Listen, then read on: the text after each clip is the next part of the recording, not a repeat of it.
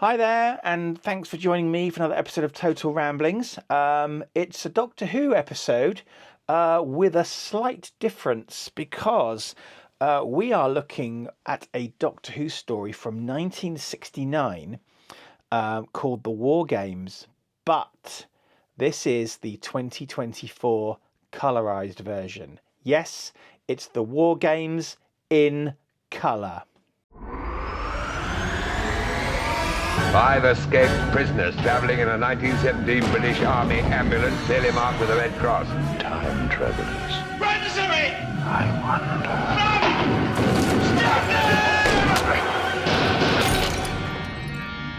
I've heard disquieting rumors of serious trouble here. Are they true?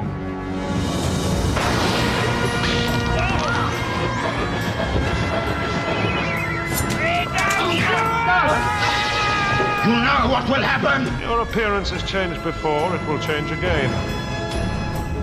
Goodbye, Jamie. No! You can't do this to me!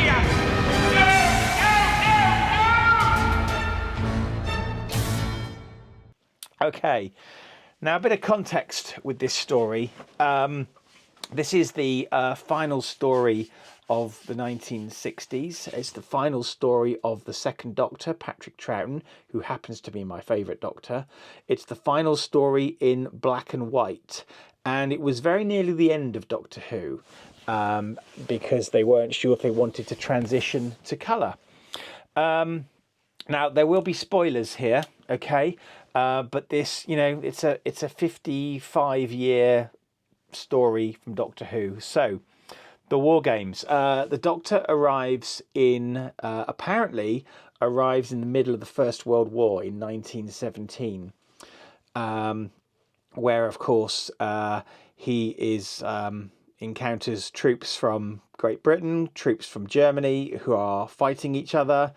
But it's not as simple as that, because as the story goes on, we find out that the soldiers in this war are being manipulated by generals who have access to technology they shouldn't have access to. And in fact, there's not just one war going on. There are multiple areas on this planet, which is not Earth after all, where there are multiple wars being fought. And essentially, an alien race, an unnamed alien race from an unnamed planet, are collaborating with a renegade Time Lord, and they have set up sort of these triangular kind of zones for where they are essentially kidnapping soldiers from various periods of Earth's history and observing them fight with a view to creating an army to conquer the galaxy, because humankind is the most vicious of all beings, apparently. Now, Time Lords. This is the first reference we have of the Time Lords. It's essentially, we find out that the Doctor, all the time that we've been watching him since 1963, has been on the run from the Time Lords. Now, in this story, he says it's because he was bored. There are many sort of contradictory kind of stories as to why he might have left his home planet. And maybe he just said he was bored just because it was a quick explanation for his companions, Jamie and Zoe. Note that the Doctor's home planet does not get named in this episode, in this story.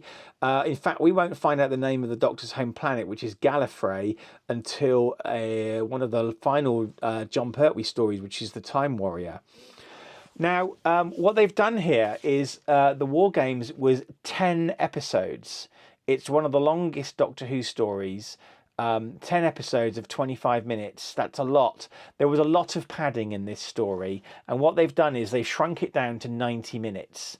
And obviously they've colorized it. It's obvious when you watch the original version of the War Games that there was a lot of padding, because a lot of the cliffhangers kind of ended with, oh, we're in another time zone and now we're being attacked by Romans or what have you. So basically it's been condensed massively. But what I will say is the editing is frenetic in some instances. I'm going to give you an example. So in early parts of this Doctor Who story, the TARDIS crew variously are captured, they escape, get recaptured, they escape. This is happening very, very, very, very, very fast in the first half of this story. Literally, one scene captured, next scene escaped, one scene. It's like really, absolutely, essentially, and also this happens later on in the story as well, when they get to the central complex where these war games are all being controlled. The Doctor literally blunders out of one escape, almost goes around a corridor and walks back in to meet this scientist guy who knows him, and Zoe's been sort of captured off screen. So the editing is quite mad. There's kind of lots of use of sort of overdubs. So you'll hear a lot of sort of expository dialogue being played over scenes of other things that are happening. I'm not saying that's bad, but of course this is like a more modern television technique, not the sort of thing they would do in the 60s. So yeah, some very fast. So there's like scenes where they're escaping in the ambulance, and literally they break down almost immediately, and suddenly they're surrounded by troops, and it's like, yeah, it's kind of blink and you'll miss the action. To be honest with you, I'm not necessarily saying it was bad, but it's a little bit jarring when you're so familiar with the source material. Yeah, so it's like there's. I'll just give you one more example. There's a scene where the Doctor says to Zoe, "We must find Jamie." Literally, cut. We found Jamie. There's nothing in between, right? And obviously, there was a challenge there to get this amount of material down into 90 minutes. This is the second Doctor Who story that's been colorized in full. The Daleks was the first one. So essentially we had the second ever Doctor Who black and white story and the second ever Doctor Who story.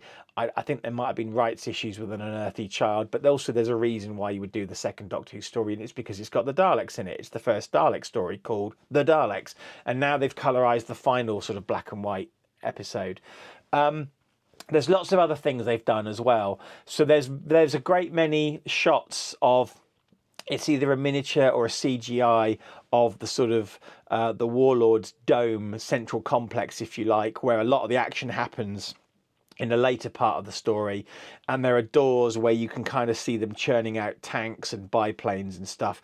Presumably, so the Warlords are using these devices called Sidrats, which Sidrat, it's a reverse of the word TARDIS, and they've been given this technology by a renegade Time Lord who in this case is known as the War Chief. One would assume, and obviously these Sidrats are bigger on the inside as per a TARDIS, but they're a much more primitive kind of TARDIS. They're controlled remotely. It turns out by the end of the story, they've only got a couple of them left because they're breaking down. They're not very good. One might assume, though, that there are perhaps some cargo Sidrats capable of bringing these biplanes or tanks over, or that the dome is actually producing them itself. I don't know. It's not really made clear, but I'd like to think that there's some cargo Sidrats, or, as we later know from the Three Doctors in 1983, the Time Lords do have a time scoop. And in fact, that might have been a better way of bringing troops than using knockoff TARDISes, but of course that hadn't been in the canon by then. But anyway, I'm rambling now. So there's this. So we see this kind of miniature or CGI of a dome, and on the river there's a couple of Roman triremes. It's quite nice. We get a few establishing shots of this, and it's quite good. And so there's lots of additions. We get kind of shots of Sidrats traveling in space, the TARDIS traveling in space, that kind of thing. But there are some other amendments as well. It's always been theorised that the War Chief, with his goatee beard and he knows the Doctor, might be an earlier incarnation of the Master, who we don't see until 2 seasons later, when we've basically got the whole Master season with John Pertwee. Terence Dicks, who wrote the War Games along with Malcolm Hulke, and who also wrote the character of the Master, has always denied that they are the same character. And that's generally been accepted. But in this particular story, they play modern versions of the Master's theme in scenes featuring the war chief, they play the Delgado version of the Master's theme from the 70s in scenes featuring the war chief. And later, spoilers, when the war chief is killed by the warlord's guards and they shift the body off, you can hear a regeneration happening. Now, it's not explicitly stated it is the Master. The music heavily implies it's the Master. The fact that he's regenerating, whatever, he's a Time Lord. We know they can regenerate, so not so worried about that. But it's heavily suggested that this is, in fact, yes, it's the Master. Your mileage may vary on this. I don't really know what I think about it yet. I'm going to have to ponder it. Another addition is when the Doctor is finally put on trial by the Time Lords. We see some lovely photos of the actual wars. I imagine some of them, well, they must be recreations, right? Because we don't have real pictures of Roman soldiers because, you know, all the photos have not, they weren't developed properly. No, they didn't have cameras. But, you know, so we see some nice sort of HD kind of photos of the fights. Also, we get some lovely colorized footage of monsters. So we've got Yeti, Cybermen, Daleks, Quarks, in, you know, Ice Warriors from previously black and white episodes of Doctor Who. So that's nice to see. And also when the Doctor's given a choice to pick what he looks like, we're given an array of actual more recent Doctors. So we've got Capaldi, Matt Smith, Jodie Whittaker, David Tennant's in there, the 10th Doctor version of Tennant, not the 14th, which is really nice. And the Doctor says, no, he's too thin, he's too old, etc. And they kind of, that one's too young for Jodie Whittaker and what have you. So, and then we get into the next part, which is basically the Time Lords force the Doctor's regeneration. Now, there's been a long-held theory that, in fact, the Time Lords didn't actually make the second Doctor regenerate immediately, that in fact he either escaped temporarily or was used by the Time Lords as an agent before they then made him regenerate into the third Doctor. And this is the series 6B theory. Okay, so the War Games was the last story from series 6 of Doctor Who. And there's a series 6B theory. And this theory kind of comes out from, I believe it might have originated from the TV comic adaptations of Doctor Who, where they actually showed the second Doctor escaping from the Time Lords, going on Earth, beating up a load of scarecrows, having a load of adventures before finally being captured again. But also, there's an episode of story of Doctor Who, I think it's 1986. I could be wrong. Don't correct me on the year, could be 85, The Two Doctors, where we openly see the Doctor on a mission for the Time Lords. And the Time Lords weren't revealed by the second Doctor and weren't known of until his final adventure, which means that if he's on a mission for them now, because Jamie's there and knows about it, this must have taken place after the War Games, but before Spearhead from Space. Hence the theory, the series 6B theory. So when the Doctor regenerates, he's kind of bundled off in the TARDIS, and we have some lovely flashbacks like we tend to get, and the Doctor's sat in a chair, and then we get the modern regeneration effect turning into John Pertwee. And it doesn't rule out Series 6B. It's not explicitly stated that this is immediately after the trial, but you could say, actually, this is some other stuff's happened in the meantime. I'm just saying. Also, as the Doctor regenerates, the interior of the TARDIS changes. We see the TARDIS hurtling towards the Earth, and we see 3 Nestine globes also following the TARDIS, because this story, of course, leads straight into the first John Pertwee story, which is Spearhead from Space. And the very final shot is from Spearhead from Space of the third Doctor stumbling out of the TARDIS and falling flat on his face. But we have some nice establishing shots of the third Doctor before that.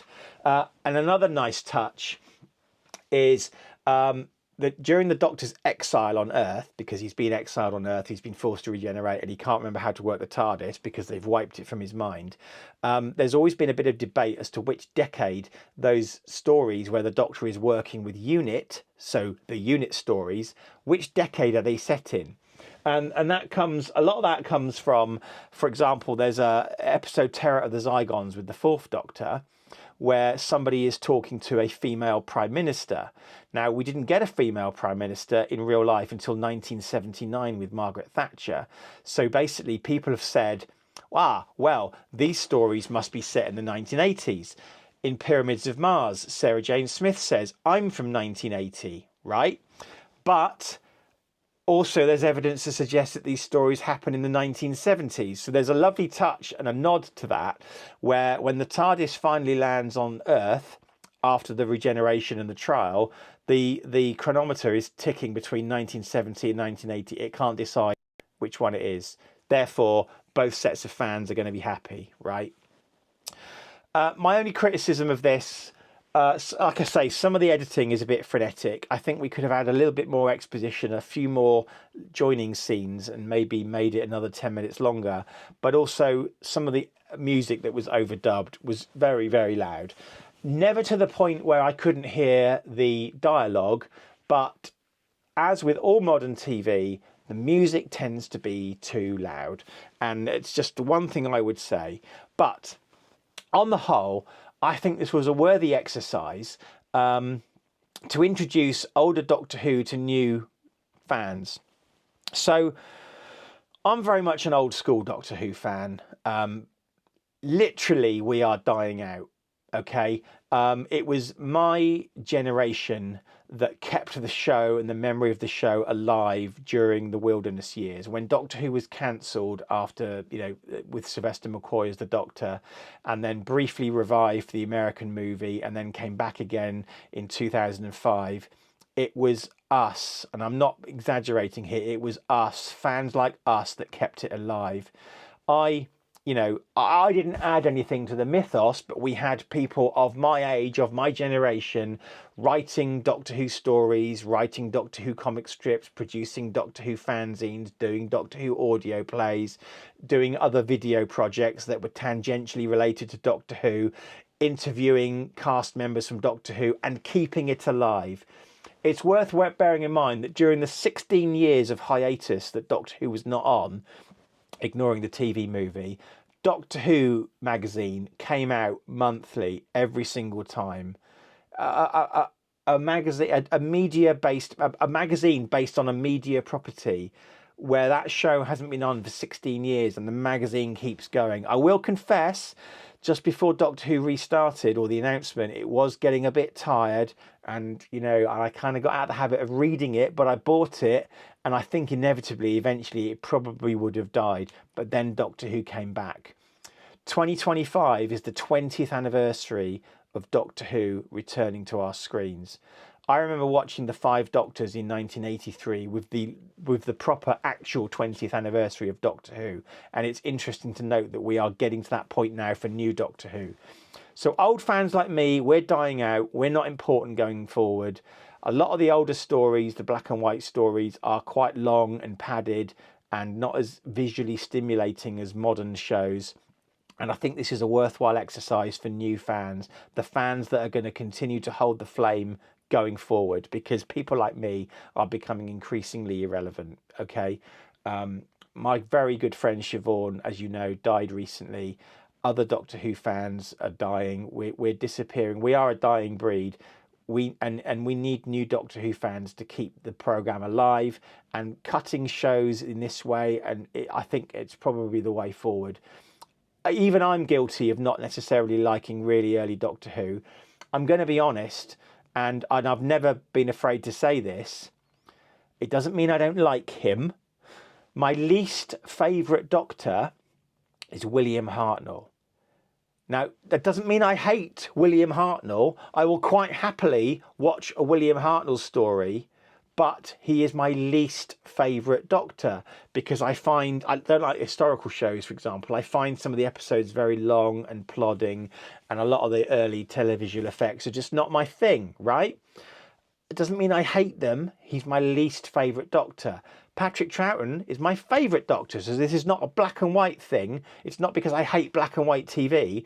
The second Doctor is my favourite Doctor because I like people who are consistently underestimated. For example, my favourite TV detective is Columbo, because he comes along, he pretends to be a bit dim and everyone underestimates him, not realising that he's a genius. And the second Doctor is very much in that mould. So the War Games for me, thumbs up. I think it could have been better, but it wasn't bad and I enjoyed watching it. And I think as a summary of the whole story, albeit with massive bits cut out, obviously, as a summary of the story, it's really good. It's like I think the last couple of episodes are more fairly representative than the earlier episodes. We get a lot of the Gallifrey stuff, a lot of the trial stuff. There's inserts of the modern sort of realization of Gallifrey with the dome that we see in modern Doctor Who, and that's a really nice tie-in. So I think this kind of ties up some sort of continuity, possibly creates more continuity discussions than perhaps it needed to, but it's a teaser, right? They don't outright say, yes, this is the Master. They don't outright say, anything really. It's still there for you to discuss. And if you want to watch the original, it hasn't gone anywhere, right? So that is my discussion of Doctor Who, the War Games colour version, the 90-minute version. I'd like to thank you very much for watching this episode of Total Ramblings. I am finally now caught up with Christmas TV in terms of the War Games, Christmas Doctor Who, a couple of episodes of Skeleton Crew. So thank you very much for tuning in to this episode of Total Ramblings. Please do the like, subscribe, comment, all that kind of stuff, blah, blah, blah, blah, blah. And I really hope to see you in the next episode, whenever that may be and whatever it might be about. Until then, bye-bye. See ya.